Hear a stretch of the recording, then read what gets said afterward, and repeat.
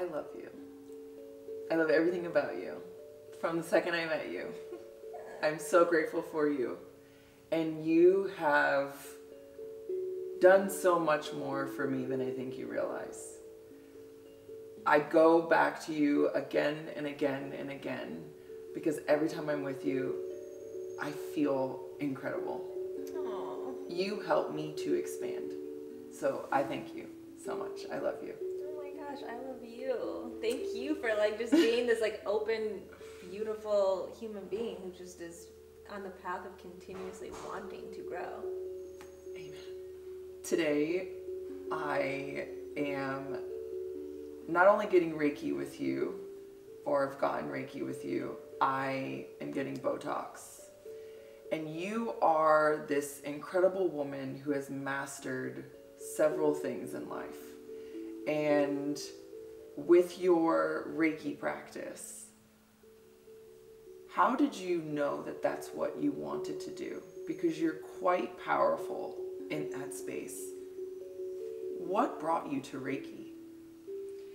So I have been working in the mental health and wellness space for well over 15 years now, and I've always been fascinated with wellness and wanting to grow and expand. And I think really what brought me to specifically Reiki was my own experience through healing.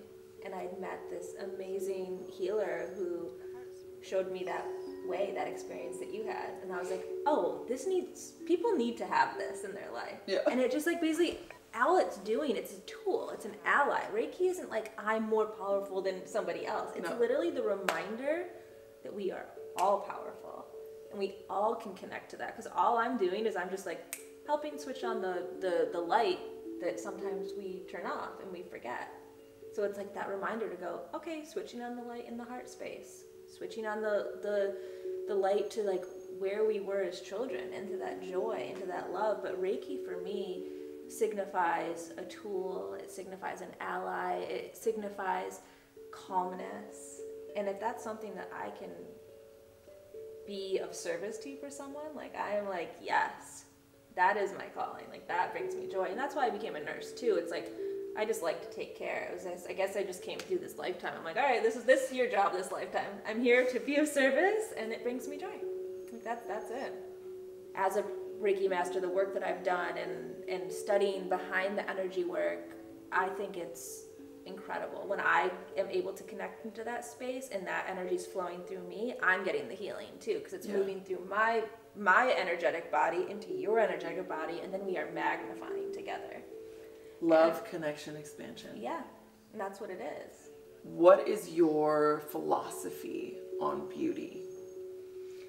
So my philosophy on beauty is, it's kind of interesting. I've toggled with it so many times throughout my career over 10 years working in now the beauty industry and the outer beauty industry, because I feel like the inner beauty is the Reiki, obviously. It's like when you are in your light space, you are beautiful, you are magnetic, and the aesthetics actually don't really matter because you just become beautiful when you're in that light space.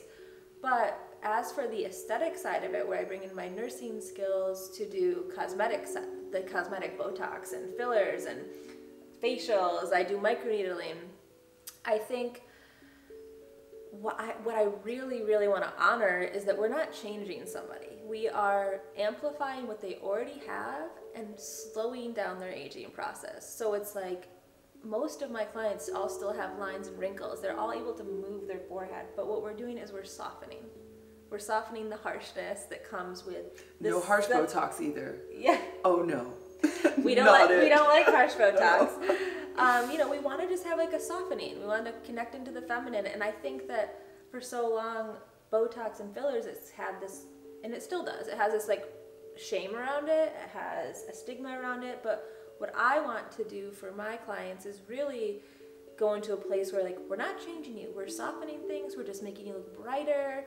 And when you're doing small amounts of Botox, you're not changing anything. You're just looking like your skin's a little bit more glowy because it's softening the pores. It's flattening out the skin, and you're still able to move. But I think that's like the big thing about the outer beauty. It's like if you're able to still continue to be yourself, and be beautiful and feel confident.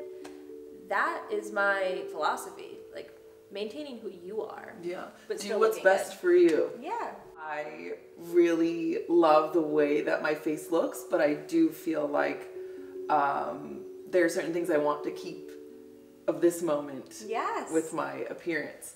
So that's why I am doing it. And you also do it because you have the tension from your TMJ, which is a huge problem for so many of us. All of my tension in real life, like if, you know, some people raise their shoulders, some people clench their jaws. I clench my jaws, raise my shoulders, and it's this whole situation.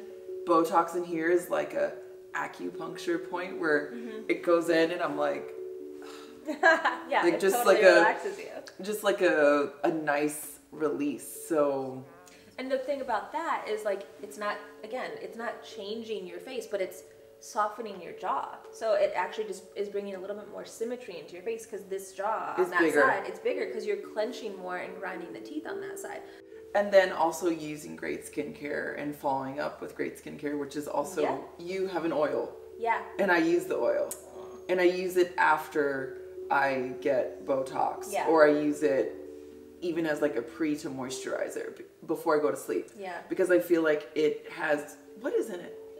I know it has goodness in it. So the reason why it's great for post-injection, post-treatment is because there's arnica in it. And before sleep. Yeah, well, the sleep is because there's vitamin C in it, so vitamin C is great to put on the skin right before you go to bed. It's going to help with the pores, anti-aging. There's rose, which is relaxing.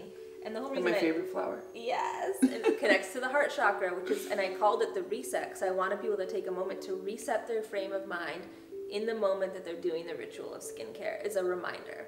So there's also arnica and bromelain in it, which is the thing that's great for helping swelling and stiffness for pre-injection, post-injection, or just in general if you're having inflammation. Like, I think that's the thing about the oil. I was really inspired to make it to help people with a healing process. So it all kind of goes along with the Reiki, the doing the injections, but healing in a really nice way, and then the oil, because it's a daily maintenance, really nourishing oil. Should we do some TMJ? Let's do some TMJ. How often should I get Botox? So I'm definitely a practitioner who will judge it based on where you're at muscle-wise in the face. Everyone metabolizes Botox differently, but on average, the collective of humans in the studies that they have done on how the neurotoxin actually metabolizes out of the body, they say 12 weeks. So the thing is, if you do not, this is the big question that a lot of people ask me. If I don't do it again, is my face gonna fall? And it's like, no, you've actually created a 3-month period of time where you're not creating lines. So it slowed down your aging process by that 3 months. And even at the end of the 3 months, when the neurotoxin has metabolized out of the body, it's actually not even going to where it was at that initial appointment. So it's basically softening the muscle and the strength that it's had to create those indentations and those lines. It's like gave your muscle a relaxing. A rest. Yeah. Yeah, it's like they went on vacation. Yeah, it went on a full vacation. It's like a piece of paper. I always say this analogy, but it's like, if you have a book or if you have a piece of paper and you continuously fold it over 30 years, eventually that line is going to get so creased in there, even if you ironed it out, still be there. You're still going to see the line because it's broken down collagen in the areas where the muscle has folded like the accordion. Yeah. Wild.